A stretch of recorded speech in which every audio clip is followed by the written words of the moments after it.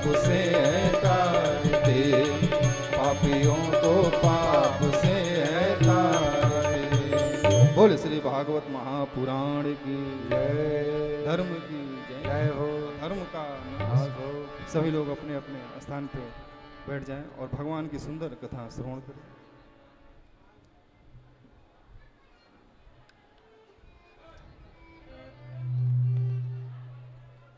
श्री राधे, हरिओम। जय जय श्री राधे, हरिओम। थोड़ा बेस कम कर दें भैया। ओम अग्निवज्ज्वलम ऋषिकेशाय नमः। हाथ में सभी लोग पुष्प ले लें पुष्पांजलि के लिए। हरि ओम। जजनेन जजमयन्त देवास्तानि धर्माणि प्रथमान्यासन्ना तेहनाकं महिमानः सचन्तयत पूर्वे साध्याः शान्तिदेवः। हरिः ओम। एकदन्ताय विद्महे वक्रतुण्डाय धीमहि तन्नो दन्ति प्रचोदयात्। हरिः ओम। नन्दनन्दनाय विद्महे यशोदानन्दनाय धीमहि तन्नो श्रीकृष्ण प्रचोदयात्। नानासुगन्धपुष्पाणि यथा कालोद्भवानि च पुष्पाञ्जलिर्मया दत्तौ गृहाणपणवेश्वर। एतत् मंत्रपुष्पाञ्जलिं समर्पयामि। बोलिवा के बिहारीलाल की जय हो, राधा रानी सरकार की जय हो, सतगुरुदेव भगवान की जय हो, वृंदावन वाके बिहारीलाल की जय हो, राधा रानी सरकार की जय हो। जय जय श्री राधे, जय जय श्री राधे, जय जय श्री राधे श्याम। समस्त यजमान परिवार जो मंच पर पूजन कर रहे थे, मैं उन सभी से आग्रह करूंगा, पूजन का विधान पूर्ण हो चुका है। आप लोग जहां आपके लिए स्थान दिया गया है वहां स्थान सुनिश्चित करके आप सभी यजमान परिवार अपना स्थान पवित्र करके बैठ करके श्रीमद् भागवत कथा रसपान करें।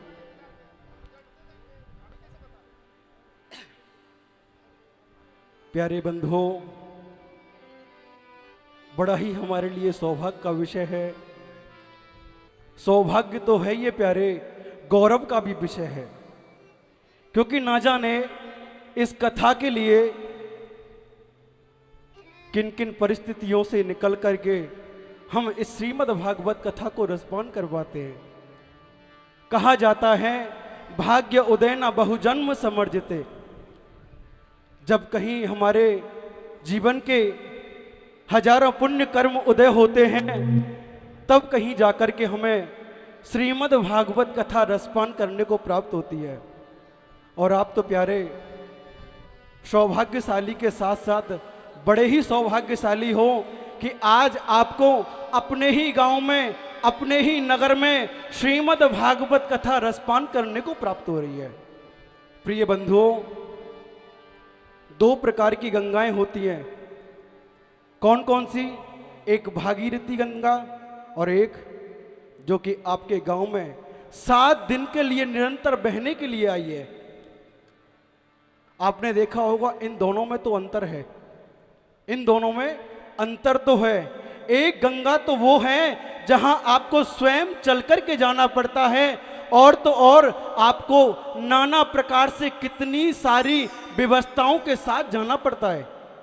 4 परिवार के भाई बंधुओं को लेकर के फिर ना हो बस या ट्रेन या गाड़ी बुक करके तब आपको गंगा जी जाना पड़ेगा। और वहां भी क्या लिखा रहता है? कृपया सावधान रहें, गंगा जी का बहाव बहुत तेज है, आप किनारे पर बैठ करके ही नहाएं, अंदर ना जाएं, अंदर गए तो डूब करके आप मर जाओगे। और एक ये गंगा है, यहां डूबने की परवाह नहीं है, जितना चाहो घुस जाओ, जितना चाहे उसमें डूब जाओ। कहा जाता है पिबत भागवतम रश्माला। प्यारे, ये भागवत कथा कोई ऐसा विषय नहीं है कि आप इसको सुनो और निकाल दो। ये तो प्यारे पीने लाख आम का, बड़ा ही रसीला फल है, जितना चाहे इसे पीते जाओ, जितना पियोगे उतना ही आप इसका आनंद प्राप्त करोगे। आज प्रथम दिवस है, मैं ज़्यादा समय पूज्य महाराज श्री का नहीं लूँगा और आप सभी की ओर से पूज्य महाराज श्री के सिर चरणों में यही वंदन, यही प्रार्थना करूँगा। आपकी ओजस्वी वाणी को सुनने के लिए आज हमारे बाठी गांव के प्रिय भक्त जो कि मन ही मन प्रफुल्लित हो रहे हैं कि आज हमारा जीवन बड़ा धन्य है प्यारे, जो कि पूज्य महाराज श्री के सानिध्य में, जो कि बीकानेर की पावन पुनीत धरती से चल कर के आए हैं। आज पूज्य महाराज श्री सतगुरुदेव भगवान की असीम कृपा से आपके श्री मुख से श्रीमद् भागवत कथा सुनने को सौभाग्य प्राप्त होगा। तो हम सभी लोग पूज्य महाराज श्री के चरणों में यही विनती करेंगे, आप अपनी अमृतमयी वाणी से हम सभी भक्तों को रसमय धारा में गोता लगाने के लिए आगे बढ़ा के चले। पूज्य महाराज श्री। बोलिए श्री राम महायज्ञ की जय, संत समाज की जय, वृंदावन बिहारी लाल की जय, श्री अयोध्यानाथ की जय, सीतानाथ समारंभां रामानंदार्य मध्यमाम् अस्मदाचार्य पर्यन्तां वन्दे गुरु परम्पराम्। कृष्णाय वासुदेवाय हरे परमात्मने प्रणतक्लेशनाशाय गोविन्दाय नमो नमः।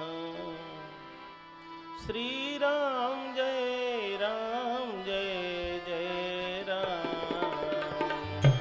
श्री राम जय राम जय जय राम, श्री राम जय राम जय जय राम,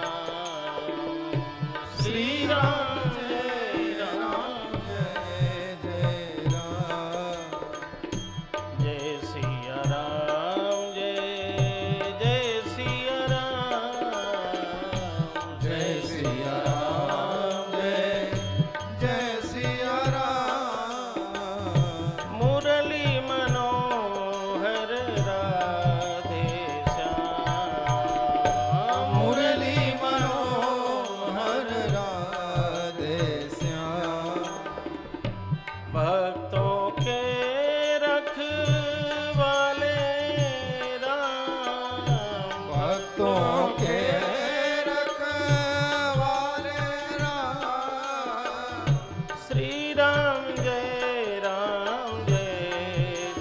राम, श्री राम जय जय राम, श्री राम जय जय राम, श्री राम जय जय राम, श्री राम जय राम श्री राम जय राम जय जय राम, श्री राम जय जय राम, श्री राम जय जय राम, श्री राम जय राम जय जय राम, श्री राम जय राम जय जय राम, श्री राम जय जय राम, श्री राम जय जय राम, श्री राम जय जय जय राम, श्री राम जय राम जय जय राम, बोलिए यज्ञ नारायण भगवान की जय।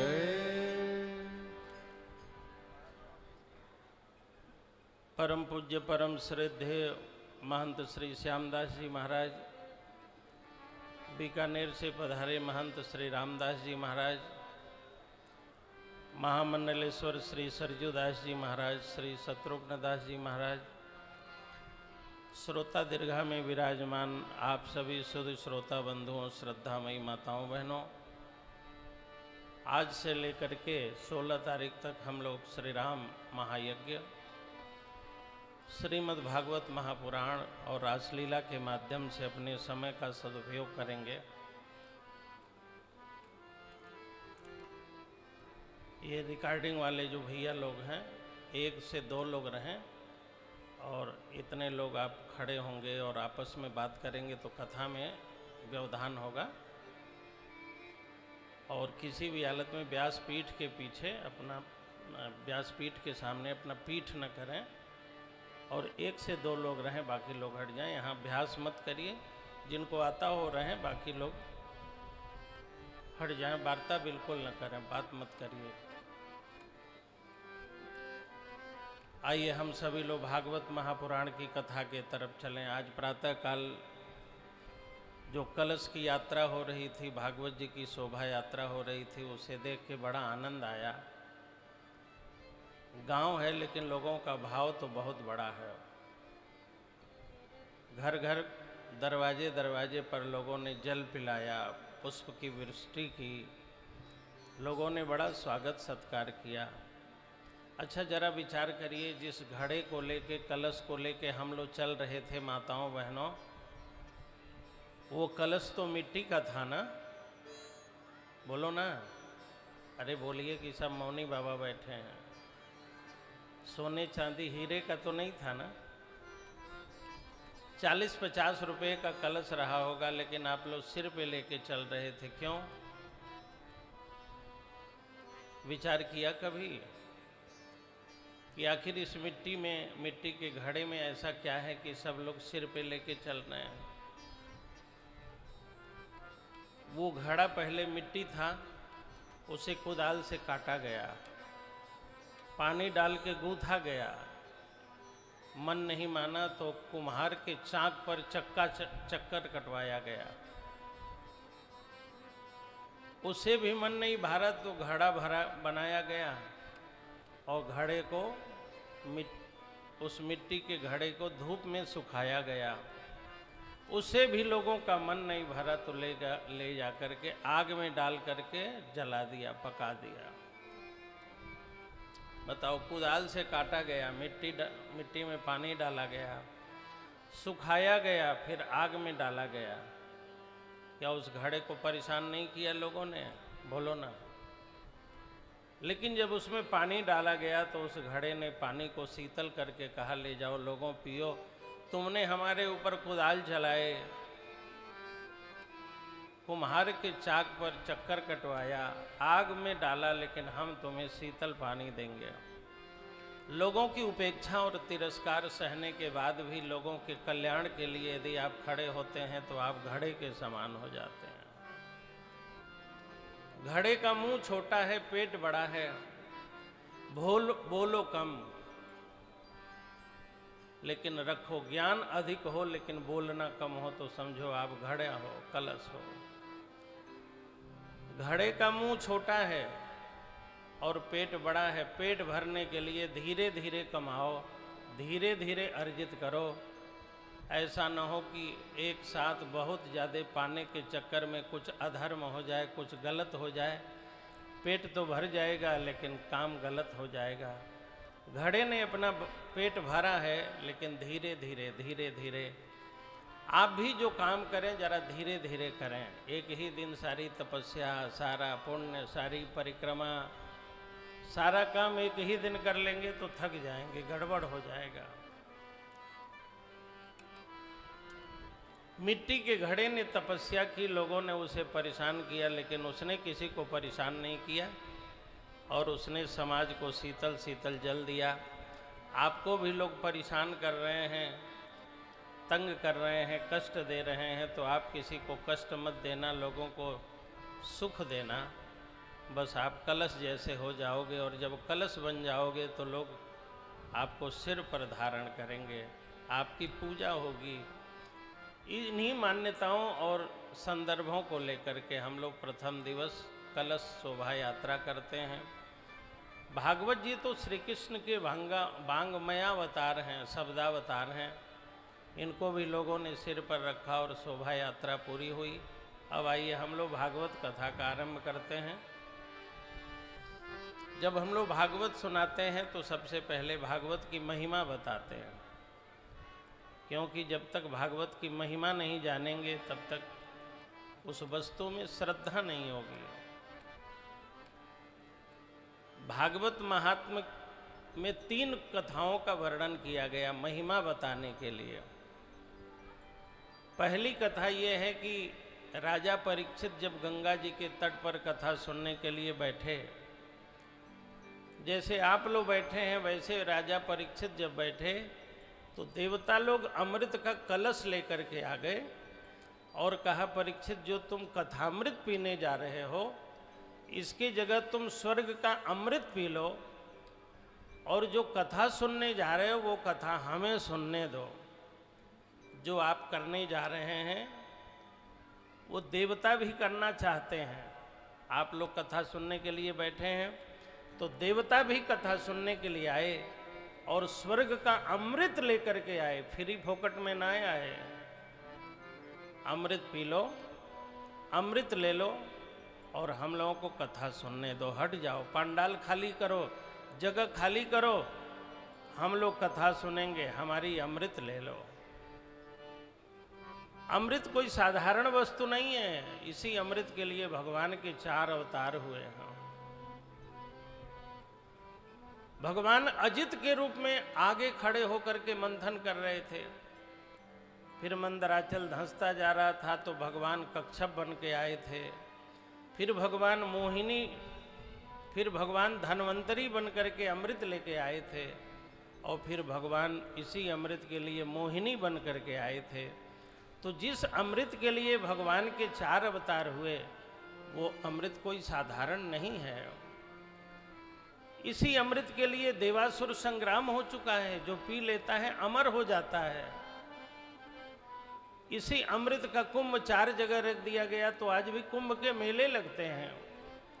अमृत कोई साधारण वस्तु नहीं है, लेकिन देवताओं ने कहा अमृत ले लो और हम लोगों को कथामृत पीने दो। अच्छा, मैं आप लोगों से पूछता हूँ कि राजा परीक्षित के सामने यह प्रस्ताव आया, अभी आप लोगों के सामने आ जाए कि आप लोग जाओ अमृत पियो और कथामृत हम पिएंगे, तो आप लोग कथा सुनोगे कि अमृत पियोगे? सही सही बताओ, बोलो ना। कथा। और हमको तो लगता है अभी मोबाइल में घंटी बज जाए तो पहले मोबाइल रिसीव करोगे तब कथा सुनोगे। हमें तो लगता है अभी गर्मा गर्म चाय स्पेशल मिलने लगे तो आधे लोग भाग लेंगे कि पहले चाय पियो, कथा तो फिर बाद में भी देख लेंगे। राजा परीक्षित को कथा इसलिए मिली और कथा से उनका जीवन सार्थक इसलिए हुआ क्योंकि राजा परीक्षित ने अमृत छोड़ करके कथामृत का पान किया है। आपके भी घर में बहुत सा काम होगा, बच्चों की पढ़ाई का काम होगा, नौकरी का काम होगा, खेत का काम होगा, दुकानों का काम होगा, घर का काम होगा। ये बताओ, काम छोड़ के कथा सुनोगे कि कथा छोड़ के काम करोगे? बोलो। काम छोड़ के कथा की कथा छोड़ के काम? बहुत लोग कथा छोड़ के अपना काम करेंगे, देख लेना, और बहुत लोग अपना काम छोड़ के कथा सुनेंगे। यदि काम छोड़ करके कथाएं आपने सुन ली तो आप परीक्षित हो गए। आपको कन्हैया की प्राप्ति होगी, प्रभु की प्राप्ति होगी। और यदि काम में लगे रहे तो लगे रहो काम में, जब तक जिंदगी है कभी फुर्सत नहीं होगी। जब तक है जिंदगी फुर्सत न होगी काम से, कुछ समय ऐसा निकालो प्रेम कर लो श्री राम से। जिंदगी से फुर्सत नहीं मिल रही है, थोड़ी कथा सुन लीजिए, भगवान का काम कर लीजिए।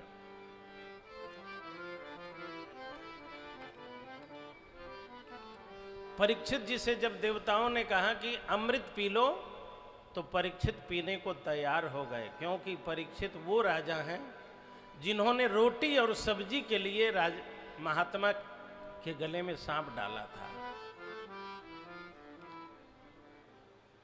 और जिन्होंने रोटी और सब्जी के लिए समीक ऋषि के गले में सांप डाल दिया हो, जो रोटी और सब्जी के लिए लड़ता हो, जरा ये बताओ रबड़ी और रसमलाई छोड़ देगा क्या? बोलो ना।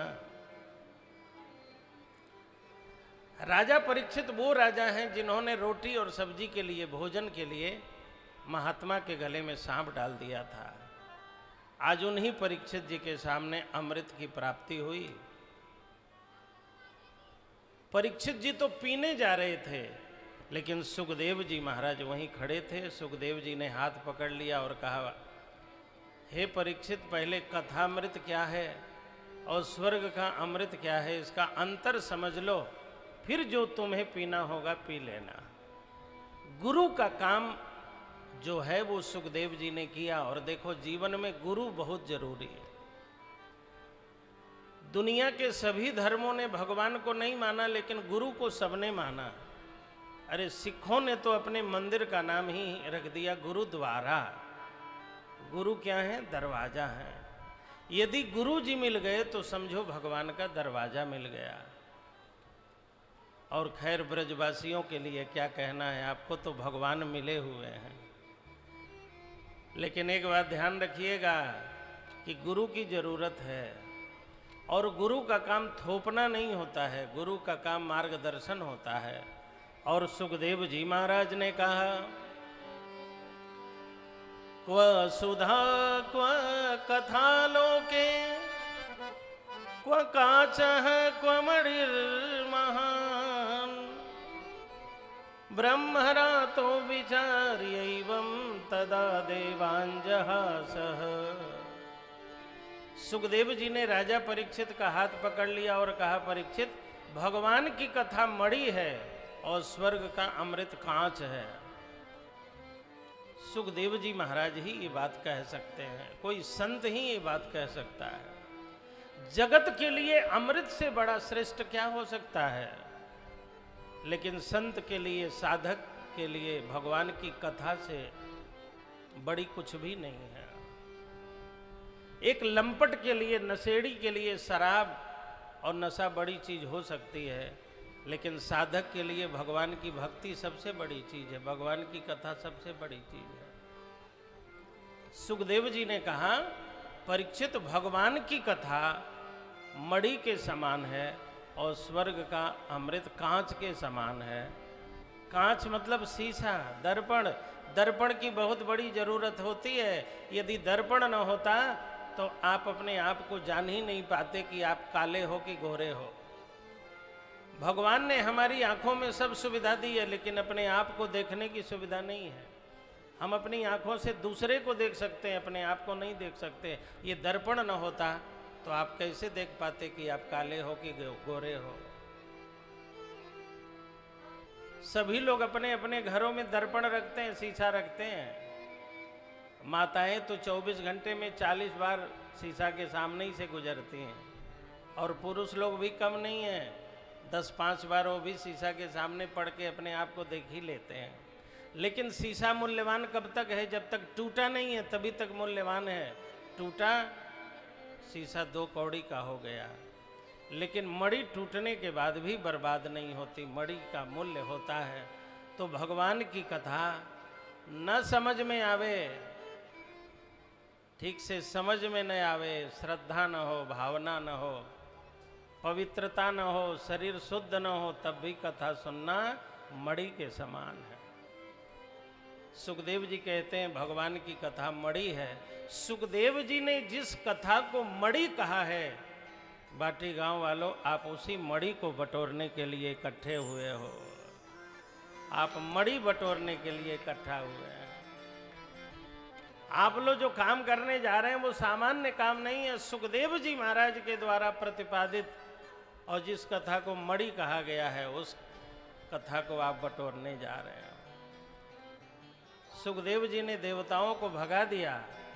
देवताओं ने जाकर के ब्रह्मा जी से शिकायत करी। ब्रह्मा जी ने कहा, ध्यान लगाने दो, पता करने दो भागवत में कौन सी शक्ति है, कौन सी क्षमता है कि देवताओं को नहीं सुनाया गया। ब्रह्मा जी ने ध्यान लगाया तो पता चला भागवत कोई पोथी पुस्तक पत्रा नहीं है।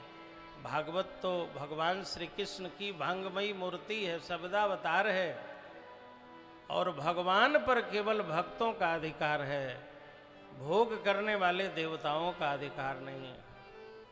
ब्रह्मा जी ने कहा, देवताओं तुम लोगों ने अमृत से भागवत की तुलना कर दी, इसीलिए अपात्र हो गए, क्योंकि भक्त कभी भी भगवान से किसी अन्य वस्तु की तुलना नहीं करता। वो धन भी रखता है, वैभव भी रखता है, गाड़ी भी रखता है, बंगला भी रखता है, सब कुछ रखता है, लेकिन उसकी प्राथमिकता में भगवान है, बाकी चीजें गौड़ है। भक्त कौन? जो जिसकी प्राथमिकता में भगवान है, बाकी सब चीजें गौड़ हैं। और जगत का व्यक्ति कौन है? जिसकी प्राथमिकता में जगत है, भगवान गौण है। देवताओं को इसीलिए भागवत कथा सुनने को नहीं मिला, क्योंकि देवता लोग भोग के साथ भगवान को भी पाना चाहते हैं। और भक्त कौन है? जो भोगों को बाद में देखता है, पहले भगवान की भक्ति को देखता है, पहले ठाकुर जी को देखता है। ब्रह्मा जी ने कहा, तेने अम्बांगमयी मूर्ति प्रत्यक्षा वर्तते हरे, पठनात् श्रवणात् सद्यो वैकुंठ फलदायकम। ये भागवत क्या है? श्री कृष्ण की वांगमयी मूर्ति है, शब्दावतार है। भगवान जब अपने धाम जाने लगे तो उनके परम भक्त उद्धव ने कहा, प्रभु आप तो लीला संवरण कर रहे हैं, आपके भक्त आपके बिना कैसे रहेंगे?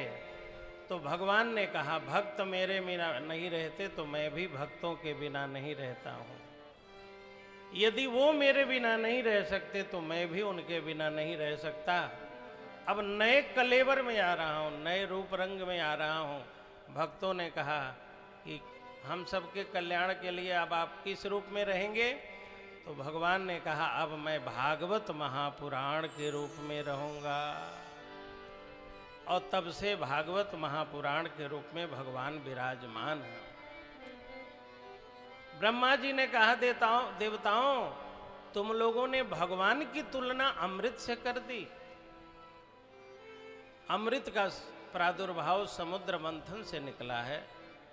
अमृत का भाई विष है। जिस अमृत का भाई विष है, उससे भागवत की, भगवान की तुम लोगों ने तुलना कर दी। इसीलिए तुम लोग भागवत महापुराण के योग्य नहीं समझे गए। तब देवताओं ने प्रणाम किया। तो जो कथा देवताओं के लिए दुर्लभ है, वही भागवत की कथा आप लोगों के लिए सुलभ हुई है। ये भगवान की कृपा है। तो भागवत की पहली महिमा कि ये देवताओं के लिए भी दुर्लभ है और मनुष्य के लिए ही सुलभ है। दूसरी महिमा, एक दिन नारद जी महाराज वृंदावन में आए घूमने, तो जमुना महारानी में ज्ञान और वैराग्य, जमुना महारानी के तट पर ज्ञान और वैराग्य को दुखी देखा, जर्जर देखा, बीमार देखा। और भक्ति महारानी अपने पुत्रों के लिए रो रही थी। भक्ति महारानी ने कहा, नारद जी हमारे 2 पुत्र हैं, ज्ञान और वैराग्य, दोनों वृंदावन में जर्जर हो गए हैं, बीमार हैं। मैं तो बहुत प्रसन्न हूँ, मुझे तो आनंद है, लेकिन मेरे दोनों पुत्र दुखी हैं। और भक्ति तब दुखी हो जाती है जब ज्ञान और वैराग्य कमजोर हो जाते हैं। ज्ञान किसे कहते हैं? संसार को जानना ज्ञान है, और संसार को छोड़ने की हिम्मत वैराग्य है। लोगों के पास ज्ञान तो बहुत है, संसार छूट जाएगा यह ज्ञान है, लेकिन जरा छोड़ के देखो, शरीर कांपने लगेगा, हिम्मत टूट जाएगी। 2 रुपए छोड़ना हो, दान करना हो ना, तो मुश्किल आ जाता है। फिर हम लोग उस दान का फल बताते हैं कि दान करोगे स्वर्ग मिलेगा, दान करोगे धर्म होगा, धर्म से तुम्हें सुख मिलेगा। तो सुख की कामना से लोग दान करते हैं। यदि अभी फल न